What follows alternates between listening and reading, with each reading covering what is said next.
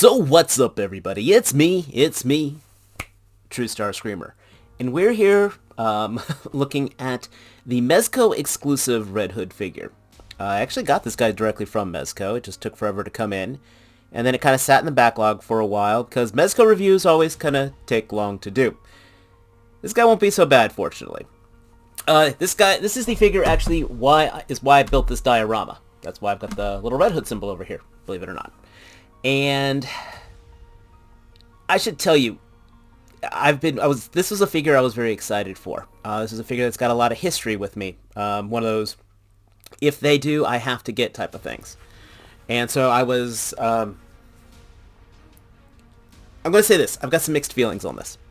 So the figure itself, here's the box. We got all this wonderful artwork on here. I'm going to come back to this, by the way.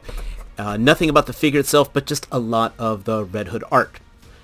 So enough about that. There's this Red Hood symbol on there. Let's talk about the figure. And yeah, here he is out of the box. It was weird because when I said I've got some very good history with this character. Actually, Death in the Family, the death of Jason Todd, was actually one of my first mature, I guess you could say, Batman stories I ever read. My mom bought me the trade paperback years ago, like when I was a little kid, and I just could not believe what I had read. So at the time, hadn't been too familiar with Jason Todd, so my first exposure to him was them killing Jason Todd.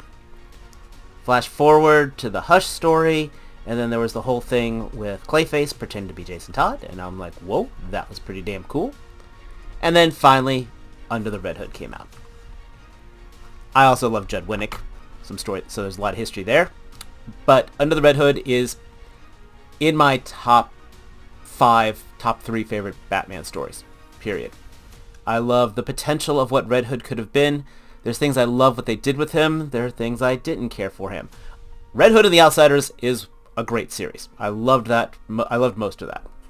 I like the concept of Red Hood being actually kind of villainous, sort of, like doing what Batman couldn't do. So it's like I've got, like, there's the things they've done to the Red Hood in the comics. There's things they've done with him in the figures. So I've got the McFarlane Red Hood figure. I enjoyed it. I did not get the DC Collectibles one.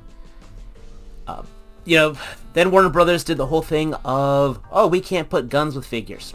And that kind of tossed the whole idea of having a high-end Red Hood out the water unless a third party made it. And they did announce a third party one, which I wasn't too excited about, to be honest. I think V-Toys made it. I couldn't remember. And then one day I saw McFarlane figures had weapons to them. And I'm like, holy crap. That means Mezco can now put weapons with a DC figure, and I knew this guy was on the horizon. Now, between all that time, like I said, I always wanted a high-end Red Hood. Quick size comparison. Some of you may have seen this. I've put him on different podcasts I've been on. I've put him on my Instagram. This is a custom Red Hood I made. That's right. I ordered the shoes. I ordered the jacket. I ordered the shirt. I think CT Toys made that head. I built this guy, piece by piece. I painted the shins silver, put the elbow pads. I actually cut the jacket a little, which I kind of regret. And so I made this Red Hood, and this has been actually one of the pride of my collection, because I made it, And so I look at this, and I look at this, and I'm almost wondering, was it worth it all? I will say the neck on this guy still sucks, because it isn't quite sized for that body, and so it does pop off, and yeah, there's some fun things with that. I deal with some frustrations with this, but overall I was pleased with this. And now we got this guy. And that's what makes this review going to be interesting. Alright, so I'm just kind of giving you the history of the emotional impact, per se, of this figure, of my history with the character. It's kind of like, it's weird. This has been a whole year of characters I love finally getting figures. See the Grendel review up here somewhere. Alright, we're going to take this guy out of here and actually talk about this. Back to the figure at hand. This is a standard Mezco fare, so articulation is not the best, to be straight up. Single jointed elbows. I think they're single jointed. No, he's got double jointed elbows. But the clothes make it so tight, it's hard to get that feel to it. The knee pads, I'm sure I can adjust them a little, but that helps, that kind of blocks some of the bending on here. I think the biggest thing going for it and going against this figure is the clothes. This jacket, I do not trust. I've got a feeling this will be flaking at some time period. When I put my Mezco figures in my display cases, I actually take the silica gel packets and actually toss them into the display case to try to kind of help keep the soft goods and everything from not getting too funky. Has it been working? I don't know. Most figures I have right now still look pretty good. My custom Mezco, I ordered a third-party jacket. I trust that pleather a little better than I trust this. Same with the body armor. This rubber, I don't know how long this is going to last. You know, if I try to use the ab crunch, you can see it bunches up. I don't know if that rubber is going to be flaking. And that's, believe it or not, those are the types of fears that kind of that get to me. I don't buy hot toys. I don't. And I've had seen people who spend all that money, and I see things like the jackets fall apart. Look up issues with that Hot Toys Hulk. You know, I don't want to spend money on something and literally know that it's got a lifespan like that. The helmet here.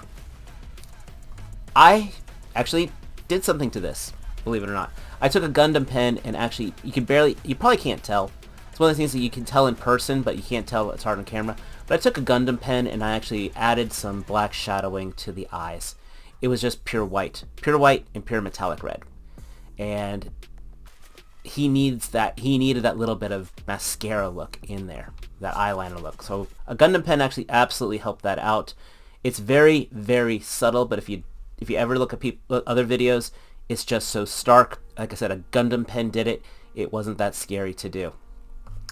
But it's so weird because that should have been in there. You look at the art on the package, and he's got the shadowing around the eyes.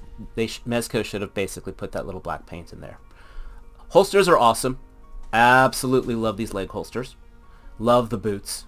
They're awesome. The gloves, perfect. You know, there's some things I do like about this, but I do not trust this upper body at all. I like the neck, by the way, though. That actually flows really well to it. But I'm really worried about all this rubber, and I'm worried about this pleather. So it's like the longevity of the figure kind of gets to me. Then he's got, but I will say his accessories, it's a hit or miss.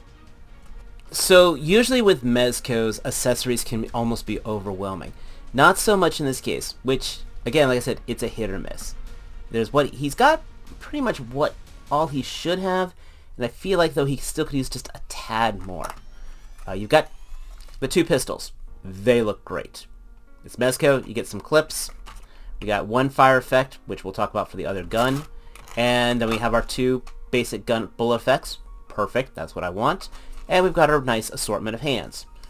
You know, holding stuff, we'll talk about that, because it's a Mezco. Wait a minute, we're going to talk about it. You know what, you're going to go ahead and lean against the wall.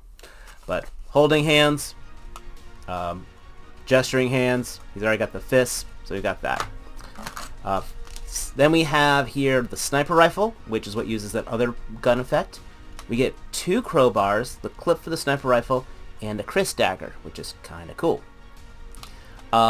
Usually the Chris dagger, that was used a lot with the whole Red Hood and the Outlaws, and he had the whole mystic thing going for him, which I thought was kind of weird. But I guess it's kind of cool he has that. He had more of a tactical knife, I believe, in Under the Red Hood, which I think I would have preferred he had with. Finally, we have a cracked helmet here, which, as you can see, this one doesn't have the black eyeliner to it. In fact, the red enameling is closer inside here, so I'm actually losing some of the white eye, which I think is actually not good at all. I get this, but this is not the head I would have wanted for an alternate head. I would have either wanted a full unmasked head, which I think would have been fantastic for this. It almost looks like they could have made it, because it's like that's what's in here. If I was a braver man, I'd almost wonder if I could peel, you know, if you could peel off that helmet like a candy shell, would there be a second head in there? But I would have wanted a second unmasked head, and I probably would have wanted a head with a domino mask on, kind of like that was with Hush. I think that would have worked a lot better. So that's my big thing. The heads kind of let me down. Again, I had to paint off the head on there. The accessories are decent. Maybe I would have also wanted a grappling hook with him. That would also come to level, or a missile launcher. It's kind of an iconic scene. I'll see if I can put the clip over here, or iconic image of him with the rocket launcher shooting it at Black Mask from under the Red Hood. I actually bought a Mezco missile launcher for my other one just for that reason. Actually, I bought that, I bought some guns, and I bought a duffel bag for him to hold all the weapons. Because in Under the Red Hood, he had the whole duffel bag where he threw all the drug dealers' heads on. Also, this is the reason why I built this diorama. Mezco made a very similar version of this for their promotional art, so I wanted to recreate it. He's cool. He is very cool. But he does have his problems. Just like Jason Todd, I guess you could say. In fact, like the Red Hood in general, there's a lot of potential that this figure could have been. I think it could have been a lot more, to be honest.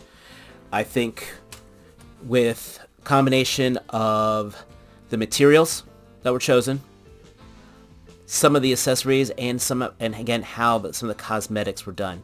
You saw he was falling over earlier. It took me forever actually to get him to set up like this. I don't know why I have trouble balancing Mezcos. He does of course come with his stand, but all Mezcos come with that.